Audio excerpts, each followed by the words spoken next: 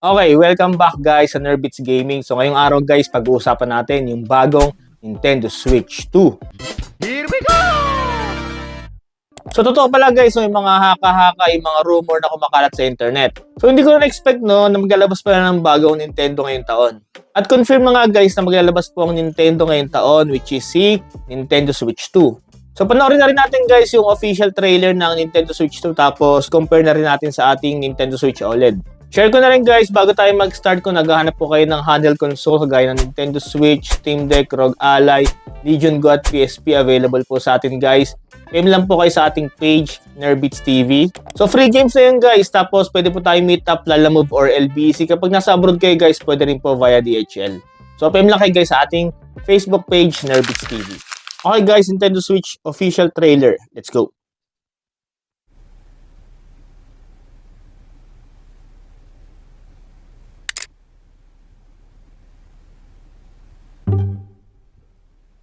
Okay.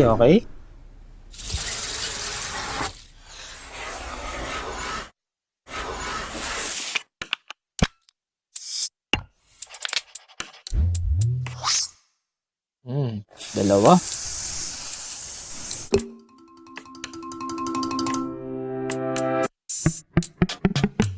Okay, yung kickstand natin.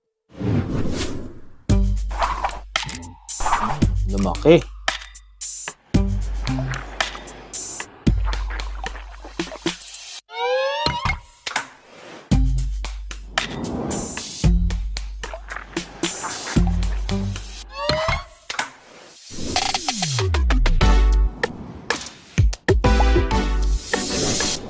Okay.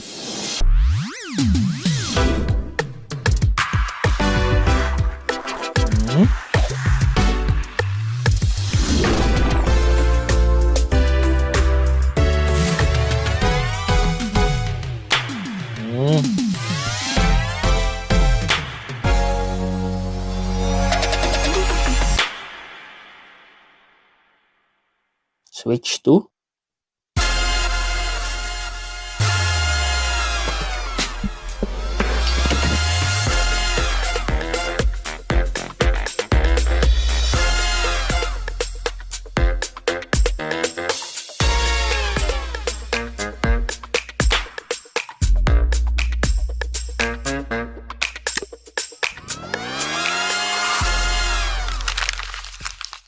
So first guys is lumaki yung screen ng ating Switch 2, which is 8 inches na daw. So yung previous natin guys, Switch OLED is 7 inches. So yung iba na lalakihan daw, medyo malaki na daw yung 8 inches. Pero for me, okay lang naman. Sakto pa rin yun, hindi yung ganun kalaki. And then, kasi ano lang man diferensya parang 1 inch. Pero overall, 8 inches para sa akin, goods pa din. Next natin guys, yung pinaka natin, charging port Type-C. Sa ating Switch OLED din, Type-C. Pero dito guys, sa Switch 2, napansin ko, dalawa yung kanyang port. Isa sa ibabaw, tsaka sa ilalim. Ayan, so hindi ko alam kung para saan yung isa, abangan natin yan. And then syempre, maganda rito, meron pa rin siyang headset port. Kasi ako guys, pag naglalaro po ako sa handheld, for example sa Switch or sa Steam Deck, gamit ko is wired headset pa rin. Kasi kapag, kunyari, babad ka sa laro, tapos wireless headset, syempre pag nalobat yun, hassle. So ginagamit ko pa rin is wired kapag sa handheld console, which is okay na okay kasi meron pa rin dito sa ating Switch 2. Next guys, yung ating kickstand dito sa ating Switch 2 binago na rin. Medyo parang kinat lang siya, no? So dito kasi sa guys, sa Switch OLED, isang buo siya yan, isang buong ganyan. So sa Switch 2 is, ayun, parang paano siya, pa letter U na nakakat. Tapos pinakita rin sa video na kaya niyang idapa. So dito rin naman sa Switch OLED, kaya rin naman yung ganun. Ayan, ganyan. Next guys, yung ating Joy-Con sa Switch 2 is mas malaki na siya. Siyempre, lumaki yung screen. So para magpantay siya, lumaki na rin yung Joy-Con. Tapos kulay black na siya guys. Kasi di ba sa previous natin na Nintendo Switch V2 tsaka sa OLED is merong OG na red and blue. Tapos nagkaroon din po ng kulay white. And then dito guys, sa Switch 2 is yung pinakakulay niya parang accent na lang siya dun sa may mismong joystick. So hindi na siya dun sa mismong Joy-Con yung kulay. Pero tingin ko naman guys, maglalabas din ng mga para mga ibang kulay or mga limited edition. Di ba guys, sa ating Switch OLED nagkaroon ng mga Zelda, Pokemon Edition, tapos yung Super Mario. So tingin ko, Maglalabas din sila ng mga iba't ibang klaseng kulay or edition. Abangan na lang natin. Tapos napansin ko din dito guys, sa ano kasi natin, sa Switch OLED, sa right Joy-Con is home button lang. So dito guys, sa baba ng home button, meron pa siyang isang button. So hindi ko alam kung para saan yun. So ayun guys, sa left side naman yung Joy-Con natin, ganun pa rin, merong screenshot button, tapos yung kulay, ganun din, accent na lang siya. And then dito is parang lumaki yung buttons, which is okay sa akin kasi medyo malaki yung kamay ko, no? So pabor sa akin kung lumaki ng kaunti yung ating buttons. Tapos dito sa part na to guys, meron pa rin tayong Joy-Con strap. Pero sabi, itong Joy-Con na to, kaya siya nakadapa dito, yung pagkakaayos ng Joy-Con, parang pwede rin siyang gawing mouse.